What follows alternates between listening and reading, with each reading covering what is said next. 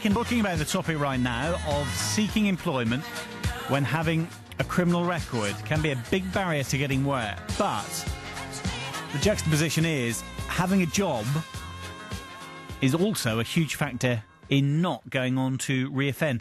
Over 8 million people across the country have convictions, and 1 in 3 men have a criminal conviction by the age of 53. I have also read the statistic this morning of 1 in 4. Well, Unlock is the National Association of Reformed Offenders. They're calling for the government to take a big look at how we treat criminal record information, claiming that a change would benefit you, the taxpayer, by reducing crime, increasing tax take and reducing benefits claims, presumably by getting people back into employment. Chris Bath is Director of Projects for Unlock. He's with us on the programme this morning. Chris, very good morning to you. Good morning, Andy.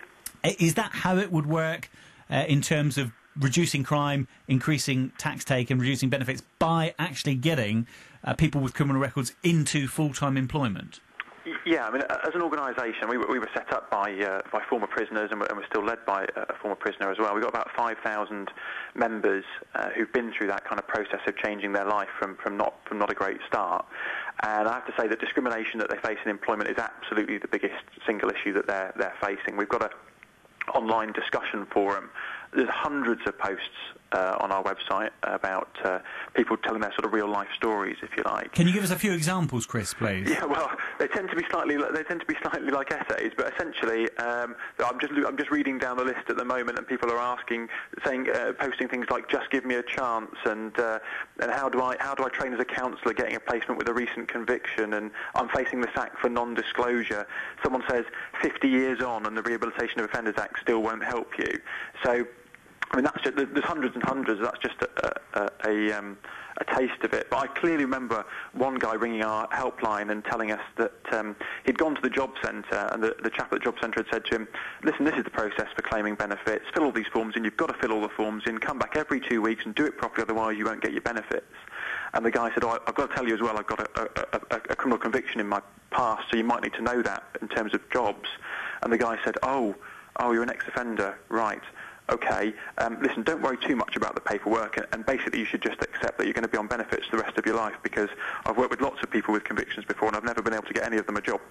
So does this mean, Chris, that all the money we as taxpayers plough into trying to give ex-offenders rehabilitation, maybe give them new skills, maybe get them through some form of whatever qualification it is, maybe giving them training for interviewing, is actually money completely wasted because they're never going to be in with a shout anyway, or very rarely? Well, as you might expect, I wouldn't say it's totally wasted, but I would say that it's massively ineffective compared to what it could be if the legislation and the processes were changed, because it's all very well giving people CV training and interview training and et cetera, and giving them the skills. At the end of the day, if there was no discrimination, but people had no basic skills, for instance, they still wouldn't get a job. So they're two parts of the same puzzle. You've got to make sure people have got the basic skills so employers can employ them. But secondly, you've got to have a system that stops, that gets a fair balance. I mean, our members are, generally they will absolutely accept that if you've done something wrong, you've got to put your hand up for it, you've got to serve the time, but once that debt is paid, it should be paid. And frankly, one of the most disgusting things is that if you're sentenced to more than 30 months in prison in this country, you will never, ever, under the law, be considered rehabilitated. If you lived 50 years and you became the most honest and generous and giving Mother Teresa type person, you will always have to disclose those convictions because of a 30-month sentence. So what change are you seeking, Chris? So there's a number of changes. The Rehabilitation of Offenders Act, which was written in 1974, needs to change. And as you can imagine, we've been working on this issue for a while, and there is actually an act going through the House of Lords at the moment that people can support and find out more on our Unlocking Employment page of the Unlock website. But we also want to stop the Criminal Records Bureau from having a process that kind of means that employers can actually do illegal checks when they shouldn't actually be allowed to do it. And more recently, one of the big issues is that due to a change in the police processes and the way they pass on information, we're starting to get a lot more calls from people who've worked in very successful professional jobs for a long time, who are suddenly having very old and very minor convictions pop up on CRBs that didn't used to because of a recent change in the police processes. are you saying that CRB is flawed for employers? Because surely an employer should be able to check out any potential employees that they want to recruit. Did you just say that CRB shouldn't be able to do that as an employer? No, it's slightly complicated. If you're, say for instance, if you were working with children, vulnerable adults, say it was a job as a teacher, clearly the authorities need to have access to your full criminal record there to avoid some people with very specific types of offences getting into those roles, because that's fair and balanced. But at the moment, you could go for a job, I don't know, let's say bricklaying, and you might have had a conviction 30 years ago that was around having a punch-up in a pub or something, and they would still have access to that information. And so the argument is, let's be more measured. Let's not be so risk-averse as to say that we have to know everything about everyone right from the beginning of their life. Let's just find a fair balance between the two. So it would be almost a bit like your insurance policy, Chris. Effectively, what you're asking for is that if you have an accident in your car and you claim on the insurance, you have to then declare that accident for, let's say, for this, the purposes of argument, 5 years. Yeah.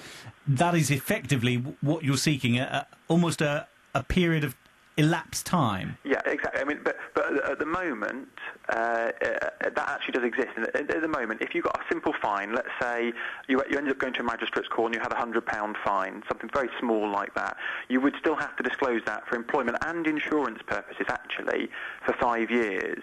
But if you spent a single day in prison, for instance, it goes up and up and up until, as I said, anything more than 30 months is forever. So we would want everyone to be included in that. Obviously, if it was a very, very minor offence, it should be a very short period. If it's a very serious offence, be a longer period. That's fair for employers. But everyone should have the opportunity to prove themselves reformed.